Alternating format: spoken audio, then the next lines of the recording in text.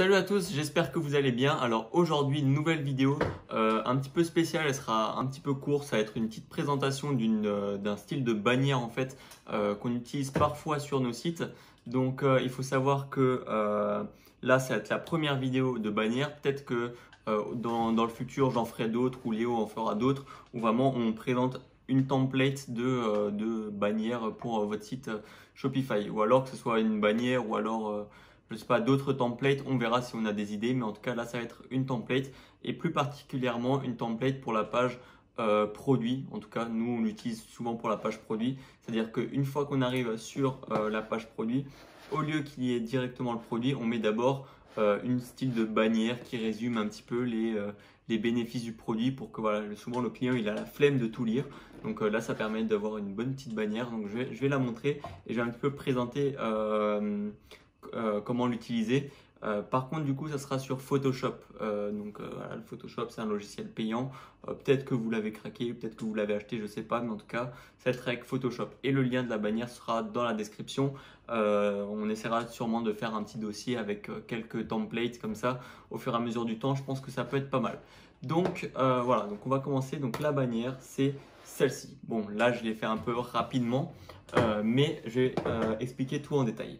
Donc sur cette bannière, on a quoi? Donc là, c'est la bannière version ordi et après, on verra la version téléphone.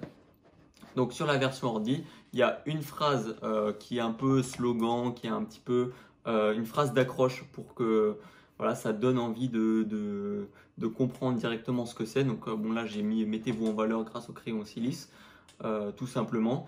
Ici, bon, vous voyez que j'ai fait avec ce que j'avais un mock-up, mais bon, pas dans le bon sens, donc je l'ai retourné. Mais bon, dans l'idéal, il faudrait en refaire un adapté, ou alors si vous avez des photos d'AliExpress ou d'Amazon que vous pouvez rogner détourer plutôt, pour avoir juste ce qu'il vous faut et le mettre là par exemple, ou alors inverser, hein, c'est comme bon vous semble.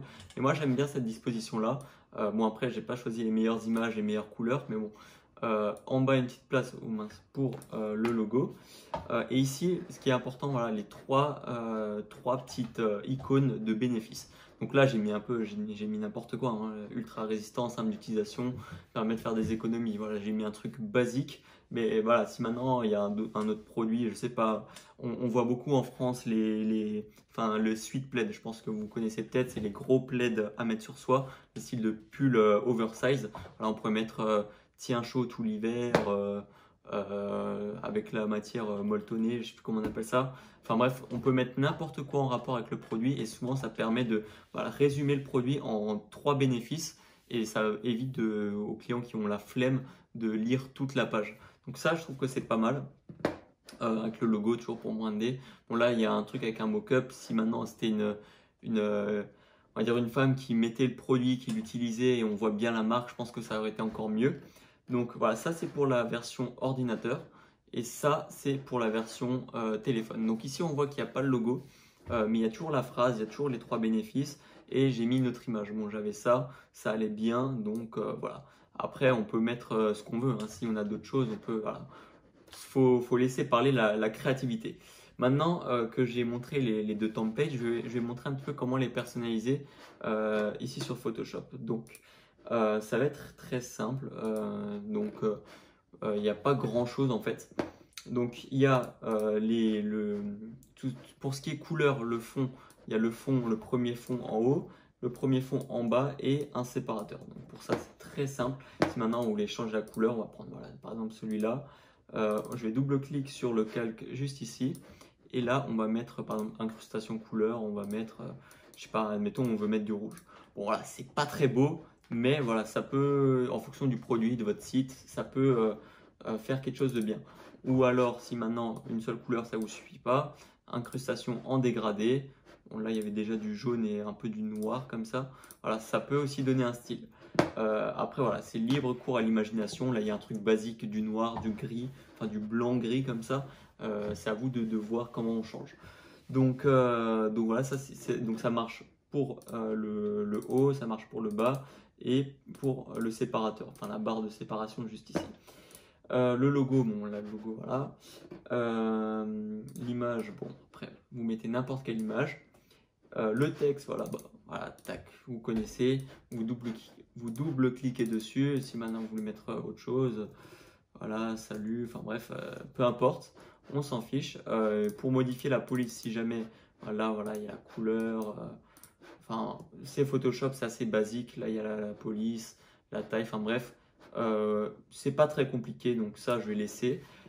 Pour les icônes, c'est pas très compliqué non plus. Tiens, il y a une faute juste ici. On va changer. Pour les icônes, donc là, c'est très simple. Il y a les textes. Encore une fois, pour modifier les textes, c'est pas très compliqué. Par contre, ici, j'ai mis permet de faire des économies, mais je vous conseille de le laisser sur 2 lignes maximum. Je pense que si vous arrivez à faire 2 lignes, 2 lignes, c'est le plus esthétique, je pense. Ensuite, les logos, voilà. Pour les logos, là, j'ai mis cela de base, mais si vous voulez plus de logos, ici sur le site thenownproject.com ou bien Flaticon, vous avez voilà, plein d'icônes. Admettons, là, on veut quoi? Simple d'utilisation, on va mettre easy, on va voir ce qu'on trouve.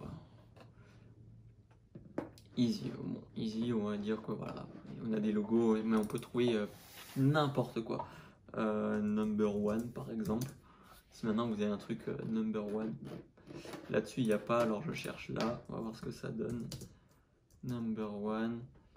Ah, souvent on a des trucs, ou alors, comment on dit, medals. Ah, par contre, c'est en anglais, donc il faut trouver des trucs. Voilà, des petits icônes comme ça, ou alors pour les économies, je tape savings. Voilà, des cochons, savings pig peut-être. Voilà, là, il y a plein de cochons. Après, il y en a qui sont payants, il y en a qui sont gratuits. C'est à vous de voir ce que vous pouvez trouver. Donc voilà. Là, voilà, il y a énormément d'icônes. Je ne vais pas tous les montrer. Je ne vais pas en chercher 40 000, mais vous avez compris le principe. Donc, pour les icônes, pareil. Si jamais vous voulez changer la couleur des icônes, par exemple là, le petit cochon, je veux le mettre en rouge, bah voilà, je double-clique sur le calque du cochon. Donc voilà, tac. Dans incrustation couleur, là on voit que c'est blanc. Je le veux en rouge. Ok. Voilà, ça le met en rouge. Donc je vais mettre CTRL Z. Donc pareil pour tout. Ici maintenant pour modifier les ronds qui sont là. Pareil, si maintenant vous voulez changer la couleur, vous faites incrustation couleur, voilà. Vous mettez, bon là il y a du gris, si maintenant je veux du vert, voilà, il y a du vert. Et les contours, c'est ici, ça se passe juste ici. Donc, pareil, même délire, vous pouvez changer le rouge, changer la taille. Bon, je vous déconseille de faire ça bien évidemment, mais vous pouvez changer pas mal de trucs ici. Là, il y a d'autres options, vous pouvez un petit peu chercher. Si vous connaissez un petit peu Photoshop, je pense que il y aura moyen de faire beaucoup de choses. Donc, voilà, ça c'est donc la version ordinateur. C'est exactement la même chose pour la version téléphone. Sinon, petit tips encore par rapport au texte. Si maintenant voilà, vous voulez modifier encore plus le texte, ici en cliquant sur la petite icône, là il y a les interlignes, voilà, on peut plus ou moins serrer le texte. Qu'est-ce qu'on a encore? Mince. On a l'espacement des lettres, voilà, on peut plus ou moins espacer les lettres en fonction de comment vous voulez le faire. On peut élargir les lettres, on peut les élargir mais dans la hauteur. On peut faire plein de choses, les mettre en gras, les mettre en majuscule, enfin bref, plein d'options ici, changer la couleur encore une fois.